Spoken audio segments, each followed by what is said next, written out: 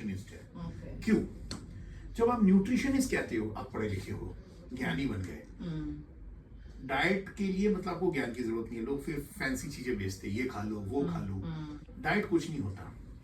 Always याद रखना, हमारा जो ह्यूमन सिस्टम बनाया गया है, 0 से 100 ईयर्स के लिए प्रोग्राम किया हमारा बॉडी को। 6000 साल लगे हैं 2 पैर में चलने के लिए।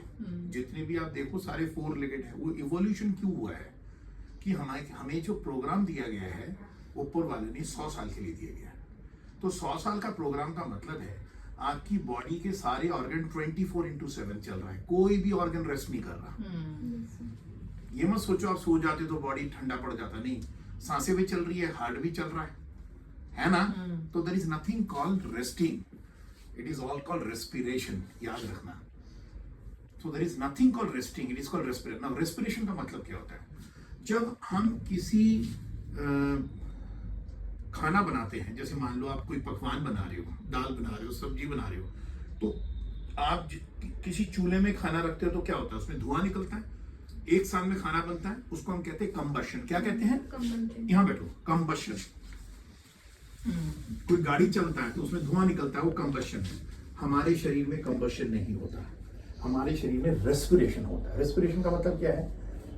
आपने खाना खाया, मान लो आपने अपनी लंच करी, अपनी दाल रोटी सब्जी खाई है, पेट पे गया, पेट से वो खून में गया, ठीक है, और हमने सांस ली। ऑक्सीजन क्या करता है? जो खाना आपके शरीर में जो एब्जॉर्ब हो रहा है, वो तो पूरा रोटी तो खून में नहीं जा सकता, उसका निचोड़ होता है ग्लूकोज, उसके फॉर्म में खून में आता है। ऑक्सीजन आया, फिर हमारे यहाँ एक ऑर्गन है जिसका नाम है पैनक्रियास। क्या कहते हैं? पैनक्रियास। उसमें इंसुलिन निकलता है। इंसुलिन हमारा नाव है, बोट है। वो क्या करता है? खाने को लेके अलग अलग जगह ले जाता है, ब्रेन में ले जाएगा, किडनी में ले जाएगा, पैरों में ले जाएगा, हार्ट पे ले जाएगा, लंग्स पे ले जाएगा।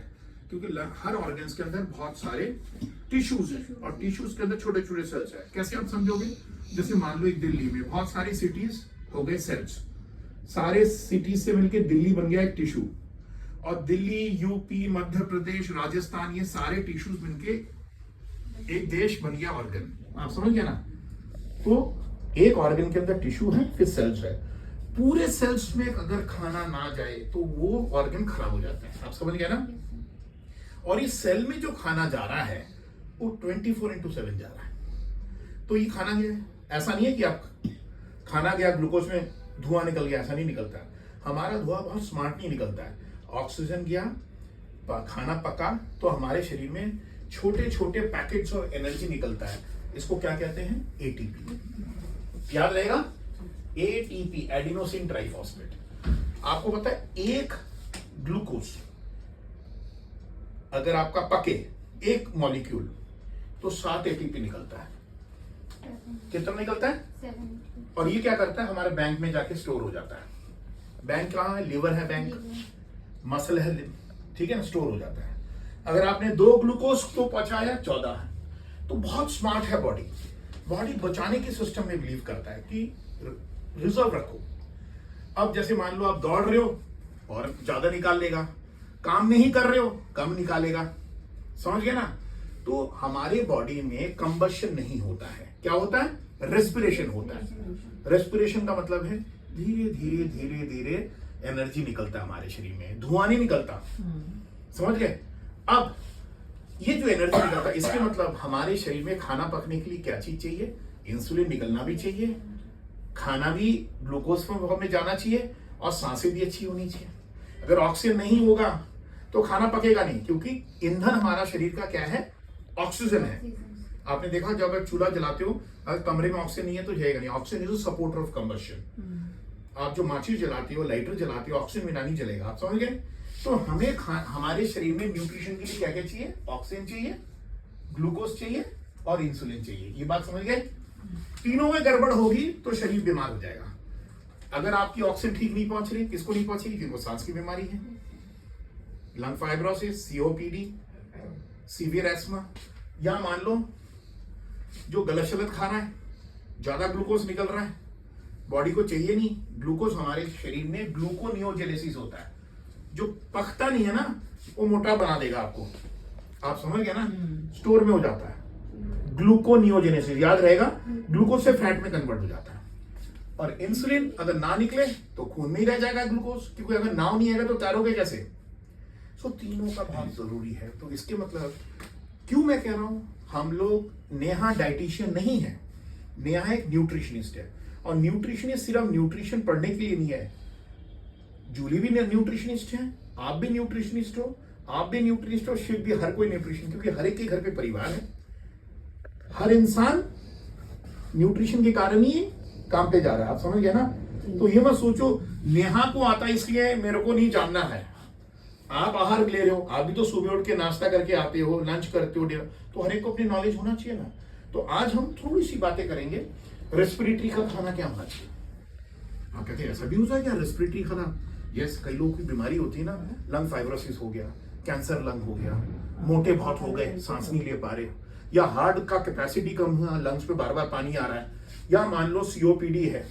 तो याद रखना ये दो चीजें, हम लेते हैं ऑक्सीजन, छोड़ते क्या है, कार्बन। तो अगर हमारा कार्बन ज्यादा इकट्ठा हो बॉडी में, वो लंग्स को बीमार कर देता है। तो सबसे पहली चीज हमारी रेस्पिरेटरी खाने में क्या होता है, कार्बन कम होना चाहिए, लो कार्बन डाइट। इसको हम कहते हैं रेस्पिरेटरी कोशेंट। याद रहे RQ, respiratory quotient. Now respiratory quotient मतलब कितना कार्बन निकाल रहे हो, कितना ऑक्सीजन के अंदर, एक रेशियो होना चाहिए। आप समझ गए ना। अगर एक इंसान जिसको सांस की बीमारी है, जिसका कार्बन इकट्ठा हो रहा है, सीओपीडी है, वो अगर बहुत ज्यादा रोटी खाने लगा है, चावल खाने लग जाएगा, या मान लो पास्ता खाने लग जाएगा, या नूडल्स खाने लग जाएगा, तो उसका कार्बन बढ़ेगा। तो हमें क्या करना है, रेस्पिरेटरी वाले पेशेंट्स को लो कार्बन डाइट देना है। इसका मतलब है लो RQ डाइट। याद रहेगा, लो रेस्पिरेटरी कोशेंट डाइट। तो इसके मतलब उसको क्या करना है, दाल से रोटी खाओ, रोटी से दाल नहीं। ऐसा नहीं 10 रोटी खा लिया दाल इतनी, दाल से रोटी खाओ, है ना। मछली से चावल खाओ। आप समझ गए ना।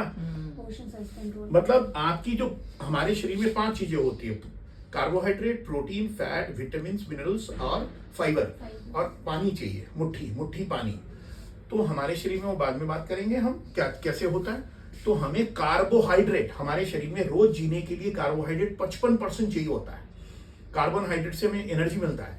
जैसे आपने जूस पी ली और या मतलब चाय पी ली, बट कार्बोहाइड्रेट को जितना सिंपल फॉर्म में लोगे, मतलब जूस के फॉर्म में लोगे, मिठाई के फॉर्म में लोगे, वो गलत है। तो किस फॉर्म में लेना चाहिए, खुरदुरा। जैसे मान लो रोटी के अंदर आपने चना मिला लिया, जौ मिला लिया, समझ गया ना, मिलेट्स मिला लिया, खुरदुरा करोगे। खुरदुरा करोगे तो स्लोली अब्जॉर्ब होगा, स्लोली अब्जॉर्ब होगा तो कम ग्लूकोज अब्जॉर्ब होगा। तो आज इतनी है रेस्पिरेटरी वाले खाने को। रेस्पिरेटरी कौन कौन पेशेंट है जिनको सांस फूलता है। सांस किसको फूलता है, हार्ट वाले को भी सांस फूल सकता है, सांस की बीमारी वालों को भी सांस फूल सकता है, COPD, interstitial lung disease, cancer, मोटापा, या किडनी वाले को भी सांस फूल सकता है उनके अंदर बॉडी में। तो सांस वाले मरीजों को ऑर्गन के हिसाब से, अगर हार्ट वाला है तो पानी कम देना है, कार्ब को कम करना है, अच्छे कार्ब देना है, खुरदुरा कार्ब देना है, रेस्पिरेटरी कोशेंट को कम करना है, कार्बन एमिशंस को कम करना है। उस तरीके से रेस्पिरेटरी डाइट बनेगा। तो आज के लिए इतना ही काफी है। ठीक है, छोटी छोटी बातें पढ़ाएंगे।